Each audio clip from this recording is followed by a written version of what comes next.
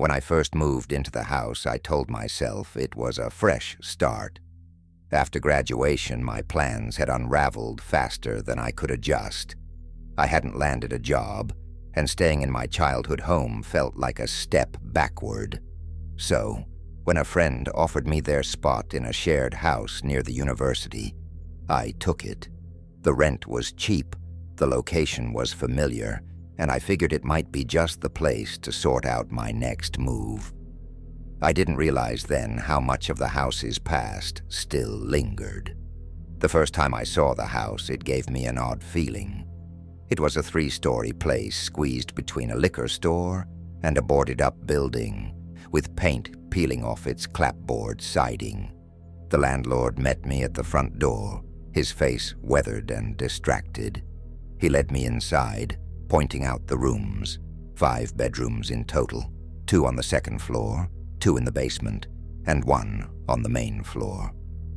All the upstairs bedrooms were occupied, except for 1, which, he explained, had been locked and untouched since the previous tenant passed away.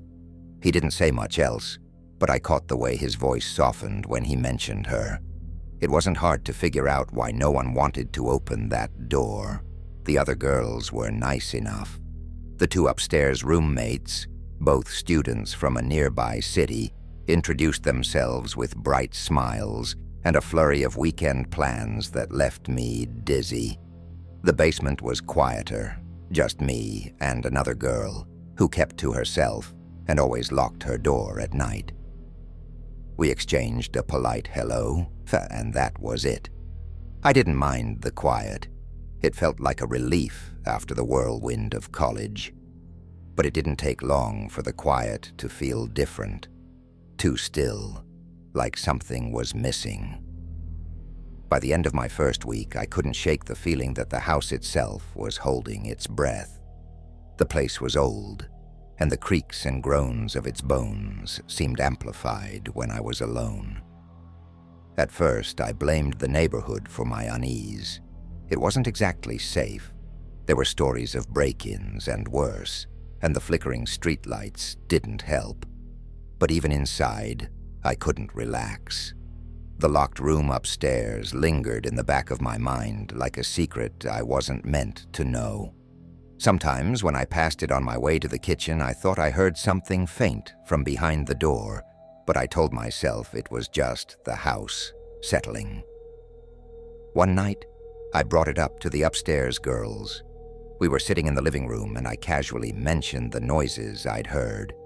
They laughed, trading stories about the supposed ghost of the girl who had died. It was all in good fun to them, but I couldn't bring myself to laugh. I didn't know her name or her story, just that she had died in her room, and now it was a ghost story for the rest of us. It felt wrong, but I didn't say so. Instead, I nodded along and let them change the subject. Still, I couldn't ignore the way the house felt different when they were gone. On weekends, the upstairs roommates were usually out, leaving me and the quiet girl downstairs alone. I didn't see much of her. She stayed in her room with the door firmly locked. It left me with too much time to notice things. The way a chair was slightly out of place in the kitchen, or how the air upstairs always seemed heavier. Once, I thought I smelled something faint, like unwashed clothes, but it was gone before I could be sure. By the end of that first month, I started questioning my own instincts. The house was old. It creaked. People left things out of place. That was normal, right?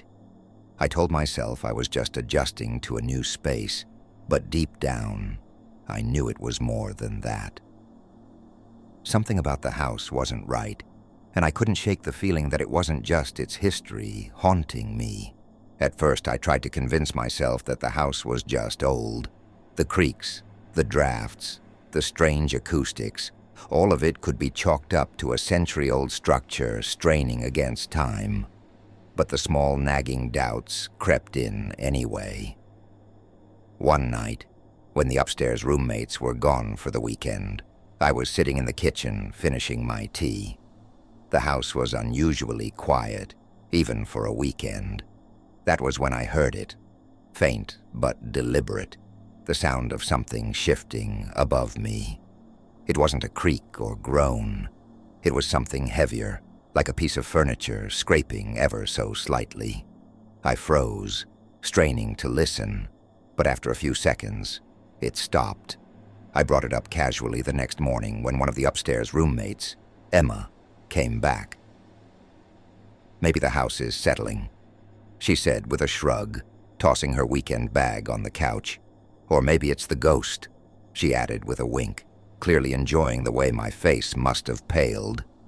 The other roommate, Julia, laughed and started recounting every so-called haunting she'd heard about since moving in. "You know, they say the girl who lived in that locked room had seizures all the time before she died," Julia said. "Sometimes I wonder if the house remembers her." They laughed, but the hairs on my neck stood up. I forced a smile and let it drop. It was easier to let them joke than to argue. The following weekend, I had the house almost entirely to myself again. The upstairs girls left Friday night, and my quiet basement roommate kept to her room, as usual. I spent most of Saturday cleaning, trying to shake the restless feeling that had settled over me. That evening, as I carried a basket of laundry up the basement stairs, I noticed something odd. The kitchen door, which I knew I'd left slightly ajar, was now wide open. My first thought was that I must have forgotten and left it that way, but the rationalizations didn't stick this time. Something felt off. When I walked into the kitchen, the faint smell of unwashed clothes hit me.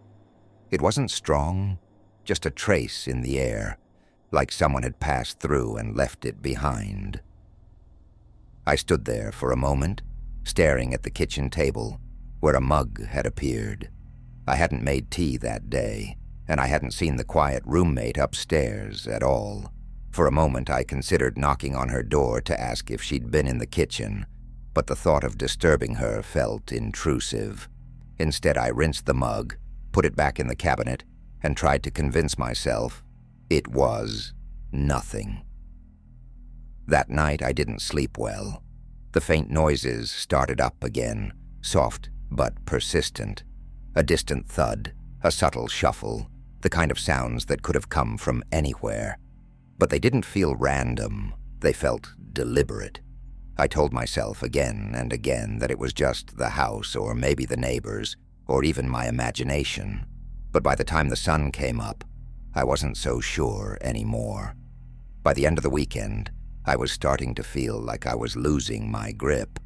I tried talking to my boyfriend about it, but his reaction wasn't much better than the roommates. "It's an old house," he said, his voice calm but distant over the phone. "Houses make noise." I wanted to tell him about the kitchen door, the mug, the smell, but I stopped myself.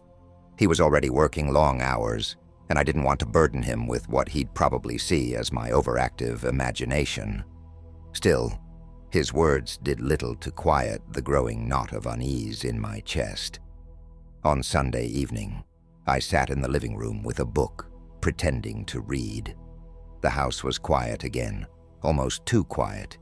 I kept glancing up at the ceiling, half expecting to hear another sound from above. When the upstairs roommates came home later that night, laughing and carefree as they carried their bags inside, I almost felt relief. But as they talked about their weekends, I found myself staring at the locked door down the hall, wondering how much more the house was keeping from me. I don't think any of us were prepared for the night everything fell apart. It started as a regular evening. Emma and Julia had gone out for drinks, and I was in my room trying to finish a job application. The quiet basement roommate was home, as always, but I hadn't seen her all day. The house felt calm, almost deceptively so. Then sometime after midnight, I heard a scream. At first I thought it was coming from outside. I froze, listening for the sound again, my heart pounding in my chest. The scream came again, muffled but unmistakably coming from inside the house. It was followed by frantic footsteps overhead, a crash, and then shouting. My body moved before my brain could catch up, and I found myself running up the stairs, my hand gripping the railing so tightly, my knuckles turned white. As I reached the second floor, I saw Emma at the end of the hallway, backing away from the locked room. The door, which had been untouched since I moved in, was open. The sight of it stopped me in my tracks. The room was dark, but I could see the faint outline of a man stepping out into the hallway. He was rough-looking, his clothes disheveled, his hair a matted mess. Emma was screaming, trying to push past him, but he lunged at her. Everything felt like it was happening in slow motion. I grabbed the first thing I could find, a lamp from the side table, and threw it in his direction. It wasn't enough to hurt him, but it distracted him long enough for Emma to break free and run down the stairs. The rest of the night felt like a blur. Julia came home in the middle of the chaos, and we all locked ourselves in the basement while calling the police. The quiet roommate didn't say much, but I could see the fear in her eyes as we listened to the heavy footsteps above us. By the time the police arrived, the man was gone. They searched the house and found no sign of him, but they broke into the locked room and discovered what he'd left behind. The room was nothing like I imagined. The faint smell of unwashed clothes that had lingered in the house now made sense. There was a mattress on the floor, along with a pile of blankets, empty food wrappers, and a backpack stuffed with clothes and other personal items. The windows had been boarded up from the inside, blocking out any light. The sight of it all made my stomach turn. He had been living there in secret for who knows how long. The landlord arrived shortly after the police. His face was pale as the officers questioned him about the room's security. I locked it after she died, he kept repeating, his voice shaking. I didn't want anyone going in there.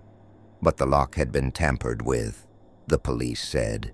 It wasn't hard to break, and whoever the man was, he had clearly known the room was there and how to access it.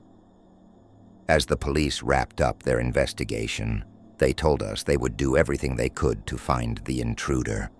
They took his belongings as evidence and reassured us that we were safe now. But I didn't feel safe. None of us did. Emma refused to sleep upstairs that night, and Julia spent hours pacing the living room. I went back to my room in the basement, but I couldn't stop replaying the night in my head. The open door, the man lunging at Emma, the thought that he had been there all along, listening, watching, waiting. It was the first time I truly felt the weight of the house's secrets, and I wasn't sure I'd ever feel at ease there again. In the days that followed, the house felt more like a crime scene than a home. The police came and went, their presence both comforting and unnerving. They took fingerprints, examined the broken lock on the second-floor door, and assured us that they would track down the man who had been living there. Still, none of it felt like enough. Knowing he was out there somewhere, with the knowledge of our routines and the layout of our home, made it impossible to relax.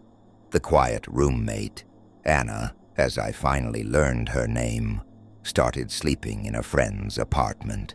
Emma and Julia, usually loud and carefree, were subdued and jumpy. They refused to spend time upstairs unless we were all home, leaving the main floor cluttered with their books and blankets as they tried to avoid their own rooms. As for me, I found myself obsessing over the details of what had happened. I wanted answers. How had he known about the locked room? How long had he been living there? And why had no one noticed sooner? The landlord came by to fix the broken lock and apologize, though his words felt hollow. He was as unnerved as we were, stumbling over his explanations and shaking his head at the intruder's setup in the locked room. I just wanted to respect her memory, he said, referring to the deceased tenant. I never thought. He trailed off, his words swallowed by the weight of the situation. I didn't blame him entirely. No one could have predicted something like this. But part of me couldn't shake the anger I felt. His decision to keep the room untouched had created the perfect hiding spot for someone dangerous. The strangest part was how familiar the intruder seemed with the house. The police thought he might have been squatting there for months, coming and going without detection. But how had he known about the room in the first place? Emma speculated that he might have been a friend, or worse, a stalker, of the deceased tenant. It was a theory that made my skin crawl. If he had known her, did that mean he had been watching us, too? The thought kept me awake at night, staring at the ceiling and listening for sounds that might not even be there. As the days turned into weeks, we all began to unravel in different ways. Emma and Julia started looking for new places to live, unwilling to stay in a house that had felt like a sanctuary but now felt like a trap. Anna moved out altogether, leaving behind only a short note on the fridge that said she needed time to process. I understood their decisions, but I felt stuck. My lease wasn't up for another few months, and I didn't have the money to break it. My boyfriend offered to let me stay with him, but the idea of leaving the house unfinished, of abandoning the questions and the fear, felt wrong. I wasn't ready to let it go. One night, as I walked past the locked room on the second floor, I found myself stopping in front of it. The new lock gleamed in the dim hallway light, a futile barrier against the sense of violation that lingered. I placed my hand on the door, half expecting to feel something behind it. A memory, a presence, maybe even an answer. But the door was cold and still, just a piece of wood separating me from the emptiness beyond. In the end, I didn't open it. I turned away, walking back to my room in the basement with a heavy heart. I knew I wouldn't stay in the house much longer. The memories were too sharp, the shadows too long. But even as I packed my belongings and made plans to leave, I couldn't shake the feeling that the house wasn't finished with me. Some places keep their secrets buried, no matter how hard you try to uncover them, and some shadows stay with you, even after you step back into the light.